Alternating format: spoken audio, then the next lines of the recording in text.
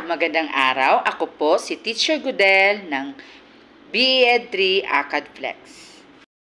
Ito po ang aking malamasusing banghay aralin sa Pilipino. Bago tayo magsimula, maaari ko bang tawagin si Binibining Muyko para pangunahan ang ating panalangin. Panginoong Hesus, maraming salamat po sa lahat ng biyaya na pinagkakaloob mo sa amin sa araw-araw. Salamat po sa araw na ito na kami po ay muling nagkaroon ng pagkakataon upang matuto. Bigyan niyo po ng lakas ang aming mga guro na silang maghahatid sa amin ng mga kaalaman. At nawa po ay tulungan niyo kami ng aking mga kamag-aral na maunawaan ng mabuti ang aralin ngayon. Patuloy po kayong maghari sa aming mga buhay. Ito po ang aming panalangin. Amen. Magandang umaga, mag-aaral.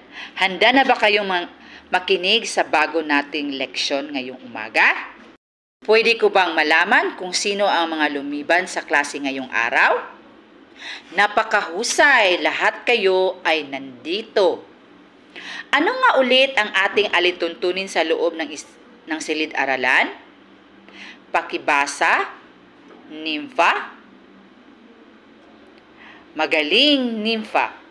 Naalala niyo pa ba ang paksa noong araw? Napakahusay. Ano ang aral na kukuha natin sa pabulang ang leon at ang daga? Magaling, divine. Bago tayo dumako sa ating panibagong aralin, may inihanda akong isang action song. So, gusto kong lahat tayo ay mag-participate. Handa na ba kayo?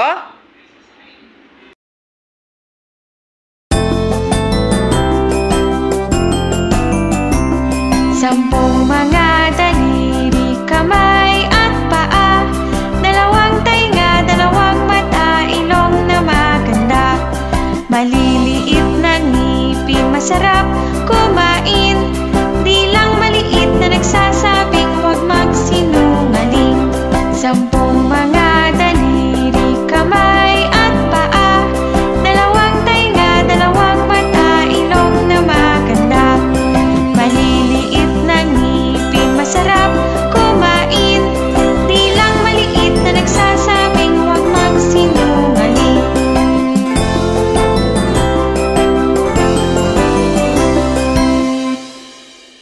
Napakagaling!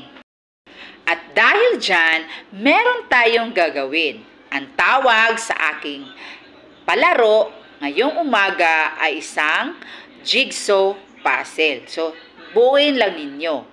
Nais kong bumuo kayo ng 4 na pangkat na may 6 na miyembro. Ilagay lang sa comment section ng ating Google Meet ang pangalan ng inyong miyembro bawat pangkat. At bawat grupo ay may nakalaan na link para sa inyong jigsaw puzzle. Ang makabuo ng jigsaw puzzle ay nakakatanggap ng 10 puntos. At meron kayong 5 minuto para buuin ito. Naintindihan ba ako ng lahat? Handa na ba ang lahat? At dahil handa na ang lahat, ang inyong 5 minuto ay magsisimula na ngayon. Magaling! Lahat kayo ay nakabuo ng ating jigsaw puzzle. Ngayon, ipapakita ko sa inyo ang larawan na nabuo nyo. At meron akong itatanong. Ano ang inyong napansin sa mga jigsaw puzzle na nabuo? Ano-ano ang pamagat sa mga kwento?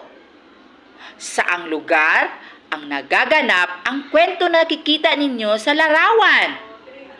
Magaling! Palakpakan natin ang ating sarili. Bilang koneksyon sa ating talakayan ngayong umaga, ngayon ating tatalakayin ang iba't ibang elemento ng maikling kwento. Pero bago iyan, alamin muna natin ang layunin. Nimpa, pakibasa.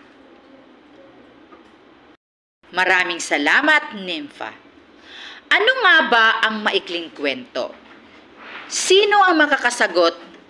May 5 puntos. Tama! Ang maikling kwento ay isang anyo ng panitikang nagsasalaysay sa madali, maikli at masining na paraan. Karaniwang natatapos basahin sa isang upuan lamang. Ito'y nagdudulot ng aliw at karaniwang kakapulutan ng mga mag-aaral sa buhay. Ano ba ang mga elemento ng maikling kwento?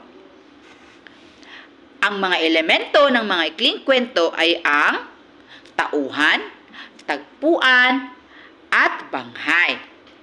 Ang tauhan ay nagbibigay buhay sa maikling kwento, maaring maging mabuti o masama.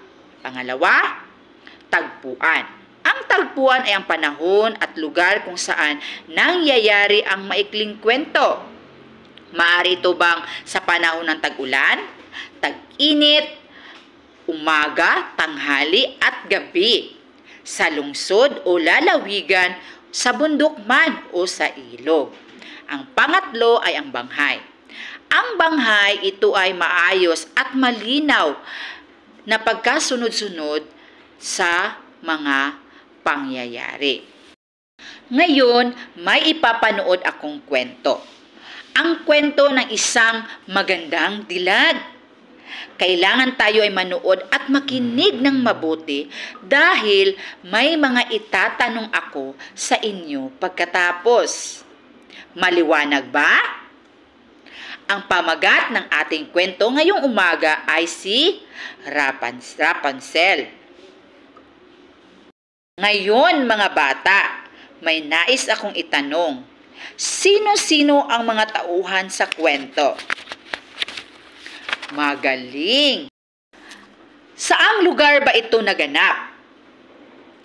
Magaling! Meron ba kayong katanungan tungkol sa tinalakay na paksa? Okay.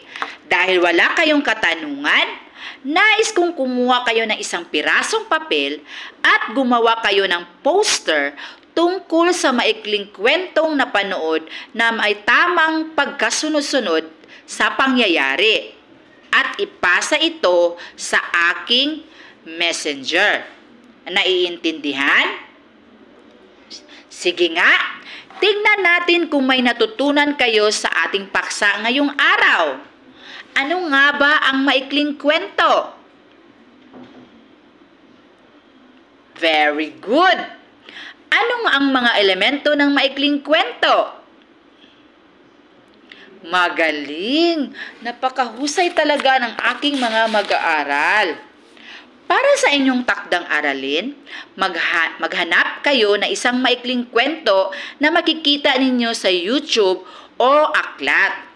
At tukuyin ang mga elemento nito. Ano nga ulit ang mga elemento? Tauhan, tagpuan at banghay. At isulat ito sa isang buong papel. Paalam mga bata, maraming salamat sa pakikinig. Ito po ulit si Teacher Godel, ang inyong lingkod. Bye!